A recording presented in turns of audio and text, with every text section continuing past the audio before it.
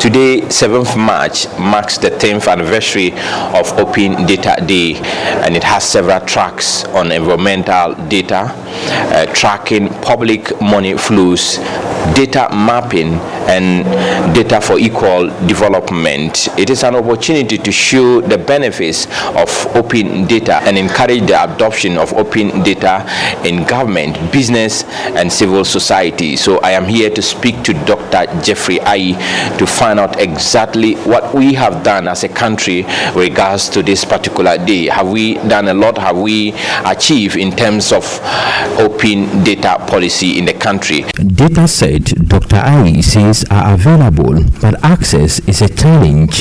But then the real question now is, are the data sets themselves available? That's the real question. And how open-ended are they? Okay, so let me start first by looking at my field of research. Now, most of the data sets we have are from more field campaign bases, and then also, let's say, some experiments that are conducted. But then the truth of it is, when it comes to acquiring or accessing those data sets, mostly because they are attached to field campaigns, they have embargoes on them.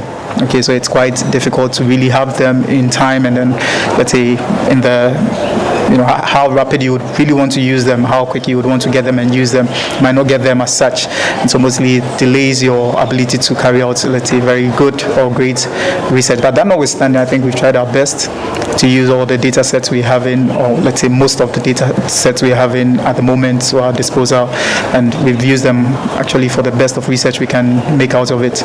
Dr. Aryee would not quote any figure, but says it is expensive. They're actually variable. It depends on the sector that's handling the data set. So there's no fixed amount. But then, for instance, I think we once wanted to use a data set and we had to pay per the pages. And these were not even digitized data sets. Yet, for confidentiality's sake, I wouldn't put the name out. But, these were not even digitized data sets. They were just paper-based, for which we now had to take them and then still sort of digitize them before we use them. And the costs were so expensive because the sheets we had to use, dating back in time all the way to present, quite elaborate, sheets we had to use. So, it's in terms of the cost, it's very variable and it's sector dependent. So you can't really fix a price tag on it, but they are very expensive.